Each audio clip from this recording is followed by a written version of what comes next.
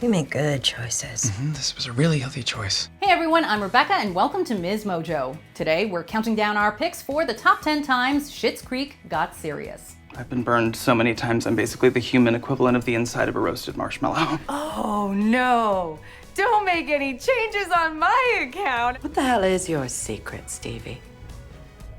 You just stand your solid ground, refusing to be anything but you. For this list, we're looking at the times the Canadian sitcom addressed important subjects. Let us know in the comments which ones you thought were the most real. All right, let's get to it.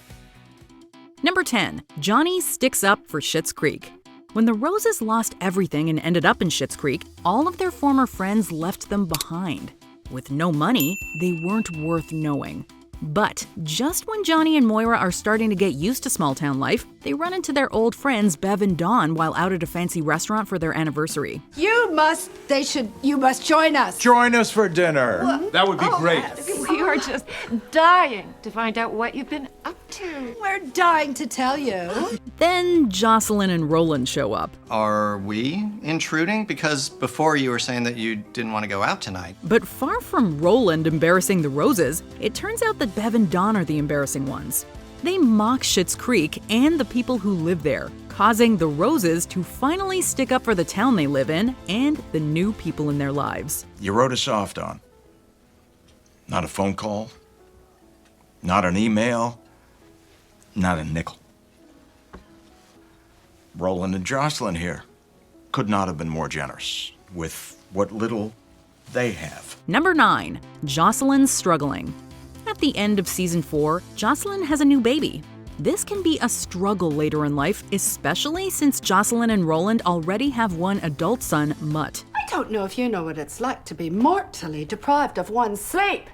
I haven't slept in 8 months Why is that? because of the baby. The stresses of dealing with a newborn quickly take their toll on Jocelyn, who isn't getting the support she needs from either her husband or her other friends in the town.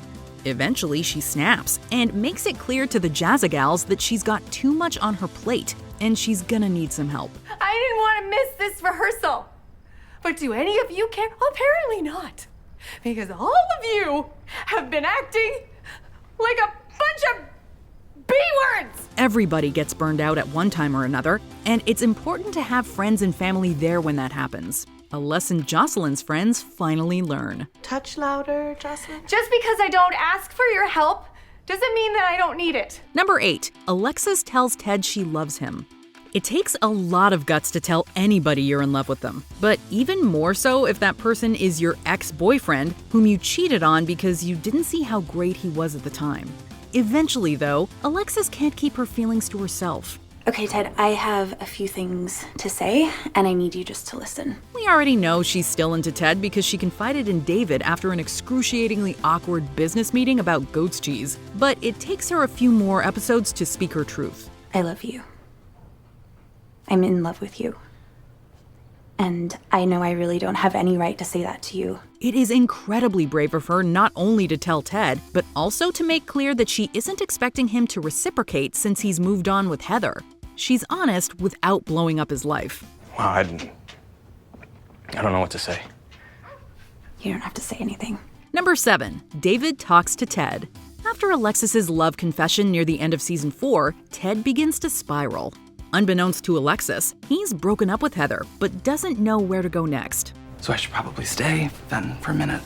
David ends up dropping off some vet supplies Alexis was supposed to, and Ted confides in him. I don't know if I'm willing to put myself out there again. I mean, David, I spent 2 weeks in Mexico alone on our honeymoon, just trying to get my life back on track. It's David's influence that means Ted and Alexis get back together, because he explains how much Alexis has grown and changed in the years since they broke up. I know that she is different now.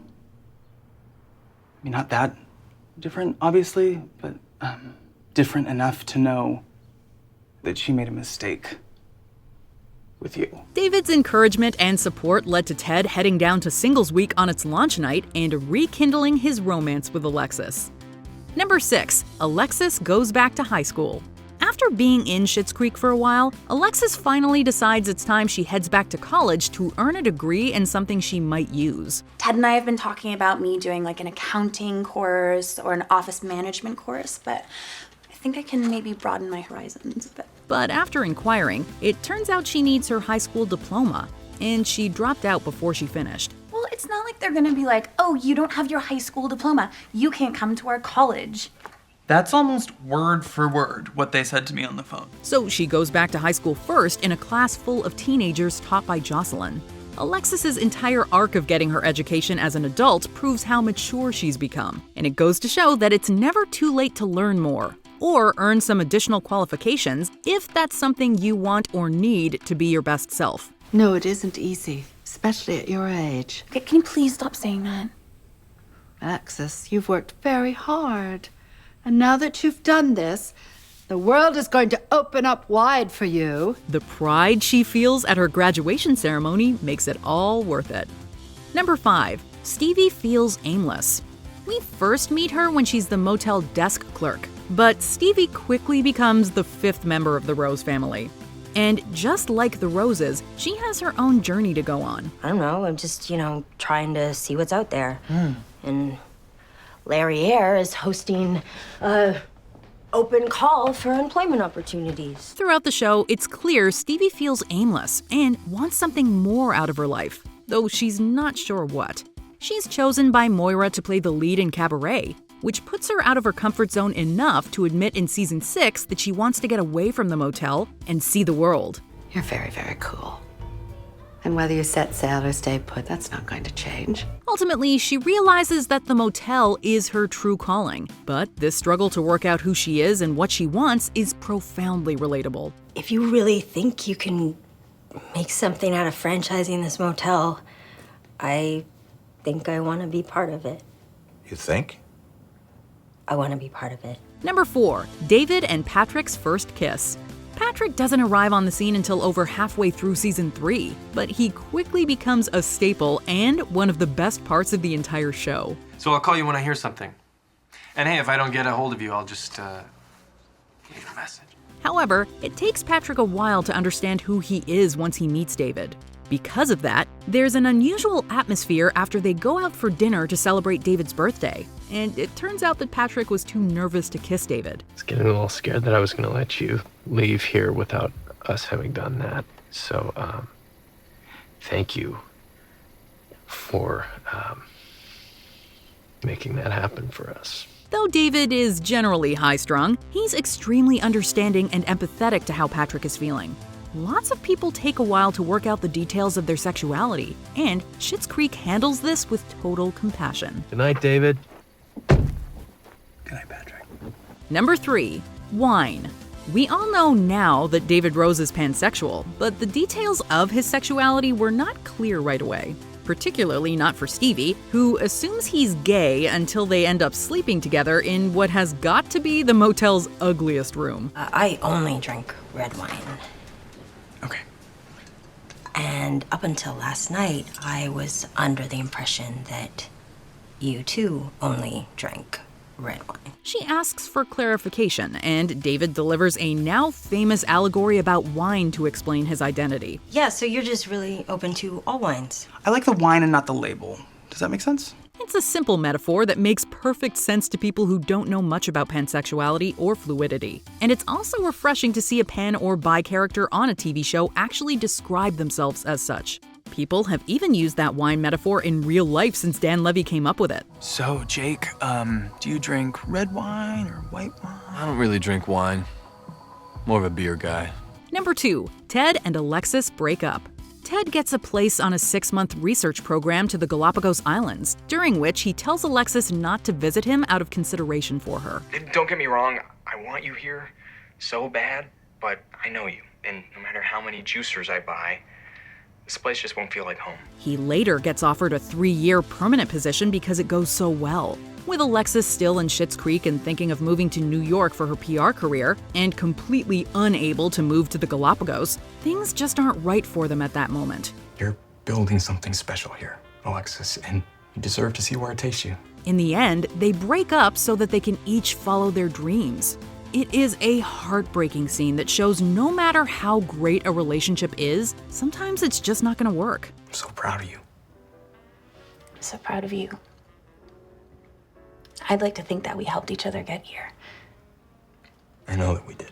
Alexis and Ted remain on the best terms possible, and they could have a future somewhere down the line. We hope. Before we continue, be sure to subscribe to our channel and ring the bell to get notified about our latest videos. You have the option to be notified for occasional videos or all of them.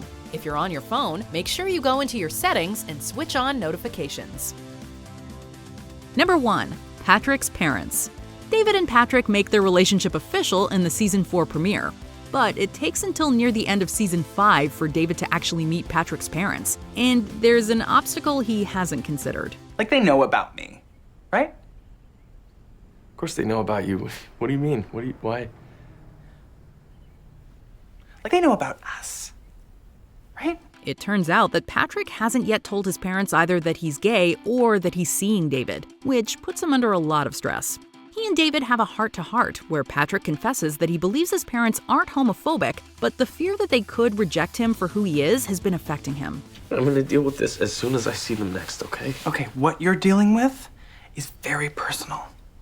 And it's something you should only do on your terms. In the end, his parents are supportive, but David's assurance that Patrick doesn't have to come out to anybody that he doesn't want to speaks volumes. I didn't know I was gonna tell you guys. Well, we're just glad you finally did. Happy birthday, my sweet boy. I love how a lot of these could have gone really badly and probably would have on another show, but Schitt's Creek showed us the best case scenario and allowed the characters to grow and thrive as a result. But that's why we love Schitt's Creek, right? Anyway, let us know in the comments which of the moments you thought was the most important. Or come tell me on Twitter or Instagram at Rebecca Brayton or on my YouTube channel. See ya.